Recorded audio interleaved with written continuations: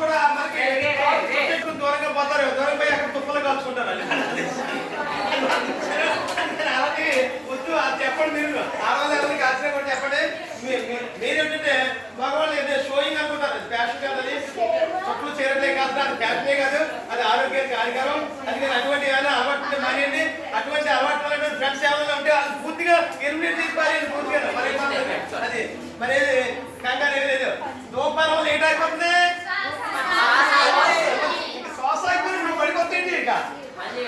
ఇంక శ్వాస అయిపోతే నువ్వు బడి రానికి అవకాశం ఉందా? బడి రానికి అవకాశం లేదు కదా. ఇంక శ్వాస ఎప్పుడైతే శ్వాస అయిపోయిందో చుట్టుపక్కల వాళ్ళని పిలుస్తారు, భయం చేయడం మాట్లాడలేదు అని చెప్పేసి. అది ఒక డాల్కి వెళ్తాడు, అది కారణం చేస్తారు. అటువంటి ఏం వద్దు మనకి, అర్థమైందా?